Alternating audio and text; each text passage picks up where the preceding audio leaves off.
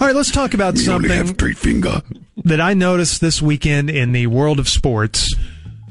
And I don't know if anybody else caught a whiff of this, but I think it's an indication that this particular sport is gaining some traction here in this country.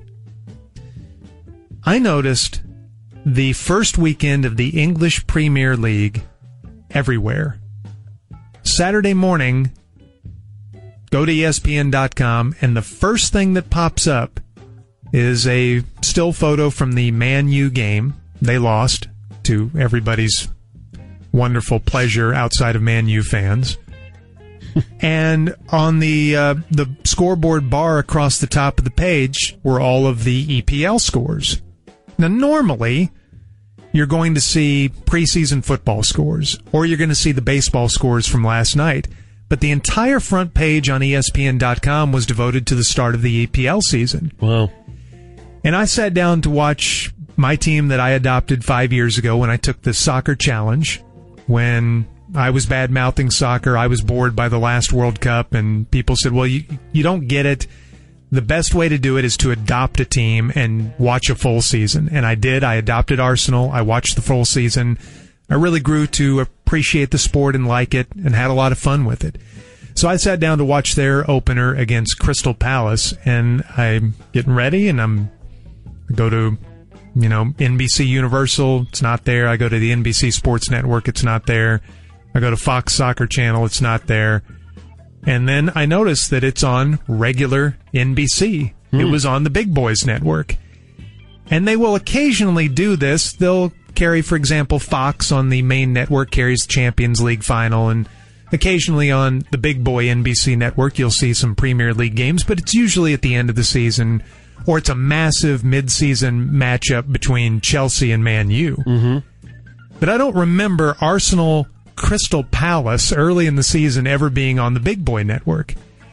And then because it was kind of a weak weekend for sports, as I'm flipping around, all weekend long, I'm noticing English Premier League games, either live or rebroadcast or special magazine-type programs on the EPL. And it's the most popular league over here for a number of reasons. I think one of the big reasons is that it doesn't have the language barrier. Mm-hmm. If you tune in to watch Spanish League, French League, Dutch League, German League, a lot of times you'll get a language barrier there. Yeah. But you don't have that with the English Premier League. And this is the first time, and maybe it's riding the wave of the World Cup. Maybe it's the fact that the EPL and international soccer has been building a base of fandom here in this country for a while. But it's the first opening weekend I can ever remember where mainstream United States media were paying attention to it. I wonder how it did. I have no idea. Being on main channel like that. It's become the hipsters league. Everyone's interested, yes. Yeah. I'm just wondering if it's going to be like NASCAR was 5-6 years ago, where it hit that wave and that's kind of coming down a little bit. I think that's possible, but I think soccer as a sport has so much history worldwide. It's not like NASCAR that was born here not all that long ago when compared to other sports, and had this meteoric rise. The soccer rise, I think, has been very slow and very gradual, and it's picking up a little bit more speed now.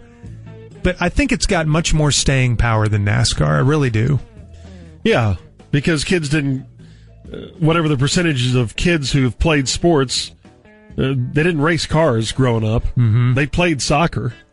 And, these conversations that we had 10, 15 years ago about soccer in this country, it never did equate to me back then. But man, so many kids are playing soccer. So, and not just at a, 5 and 6 year old level, but, the soccer clubs, and they play through high school, and there's tons of games every weekend.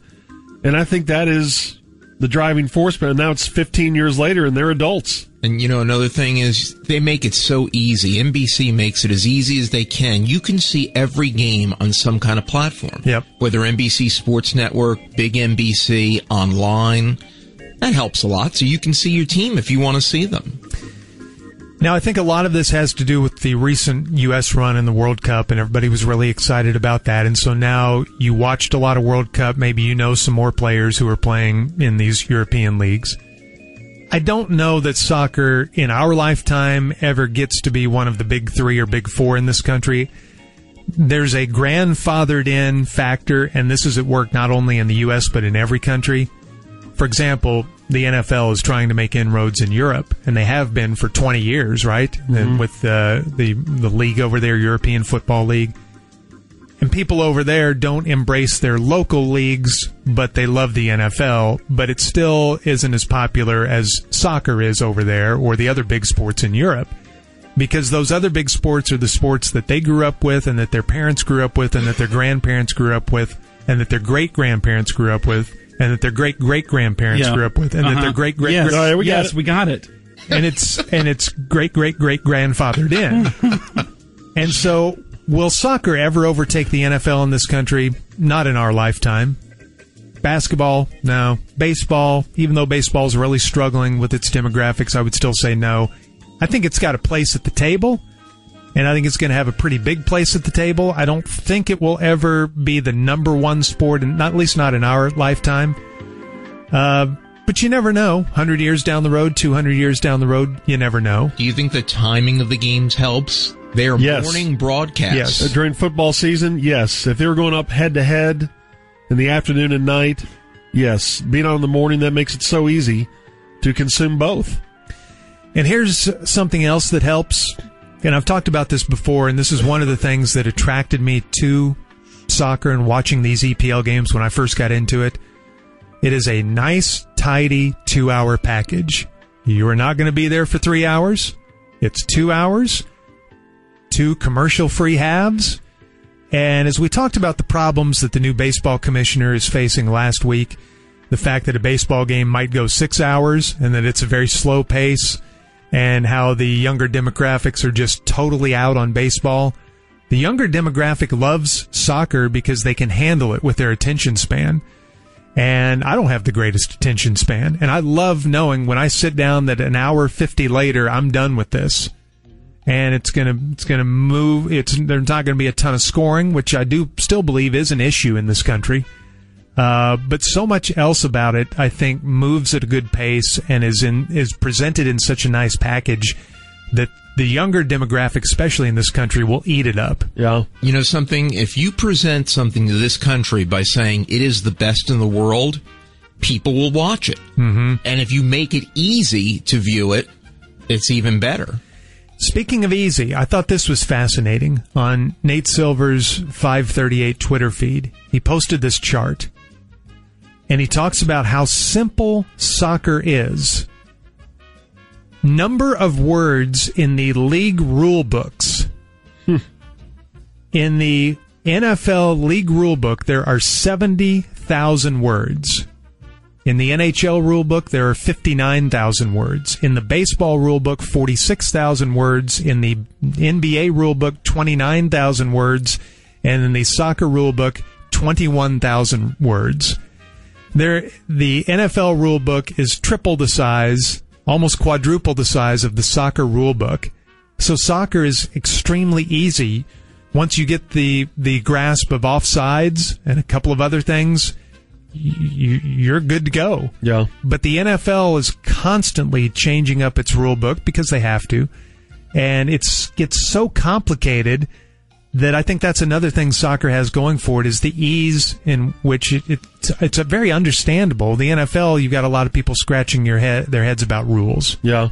Easy to consume. How did you make the 180? I don't know that I've ever asked you that. I mean, you totally were not a soccer fan, and now you're really in. Well, I think I just explained it. But I mean, I took that challenge because I've never watched it. I never gave it a second up until the 2010 World Cup, which wasn't a good one. And I watched it, and I thought it was awful because it was really boring. There were a lot of 1-0 games. As you described that World Cup, you said everyone was playing not to lose. Nobody was playing to win, so there was nothing exciting about it.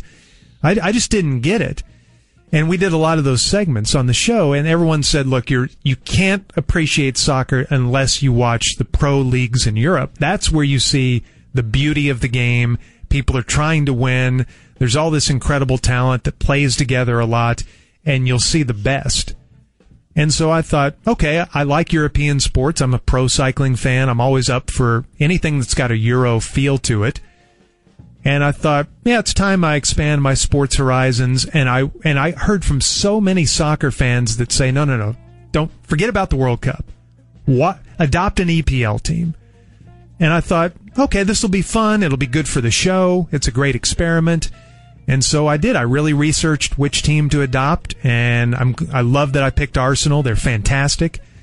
And so I watched every game. I watched all 38 games. I watched everything. I watched the FA Cup games.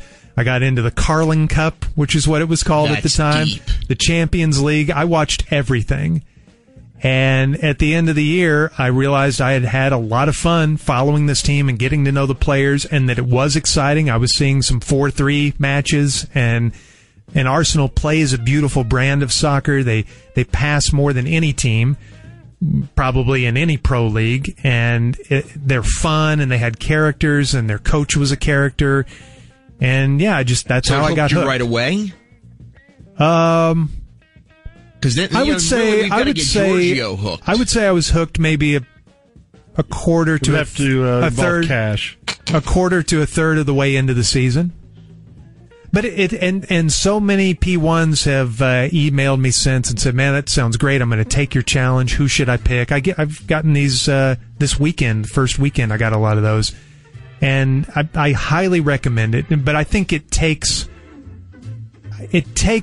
adopting a team to become familiar, to give you someone to root for, right? To give you someone to root against, to see all the other teams, to learn all the other players. I think it takes a commitment. But I'm a sports talk show host. Thank you, Norm. It helped the job, I think. And it is a good game. If you really watch it closely, it is an extremely physical game. Yes. It's fast. They're tremendous athletes. Unbelievable athletes. Is that your second most passionate sport? No, I would still say I'm an NBA guy, I'm a college football guy, I'm an NFL guy ahead of soccer. Mm-hmm. But it's into my top 5.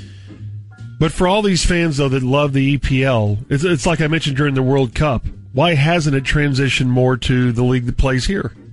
Because the best players are over there. But you're saying, though, that you enjoy, like you said, you watched all the leagues and everything like that. There's still some quality players here. We saw them on display in the World Cup. All right, if you like the game so much, let me ask you this: then why hasn't it transferred?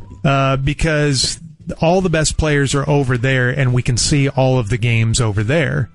It's like if every minor league baseball game was televised here, I would ask you, well, why aren't you watching minor league baseball as opposed to Major League Baseball? It's the same game. If you love the game, why don't fans watch minor league baseball games? It's because the players are minor league compared to what you see over there. Yeah, in comparison. But MLS is good, and if you're really into soccer, it does deliver. But if you're going to devote 2 hours a week, 4 hours a week to soccer, you're not watching the MLS. Sorry, MLS. You're watching the EPL. Right. If that's all you have, and you have to make a choice, it's not that hard. You want to watch the best. You want to watch the NFL. I would say watch the NBA. Okay, I would say the average person off the street, though, that hasn't watched much, couldn't tell too much of a difference. But they'll know. They'll know when people at work start to talk about them behind their backs. I think you'd notice a huge difference, and you couldn't claim to be a soccer snob unless you follow the EPL. Yeah, once I started following Arsenal, then maybe a year or two later, I think it was when FC Dallas had their deep run, and I watched a few of those games, and I love the folks at FC Dallas, and I love what MLS is trying to do here in this country. But I'd only been watching soccer for a year or two, and I noticed a massive difference. Yeah. It wasn't even close. I think it's like coffee. It all tastes the same to me. The Ticket.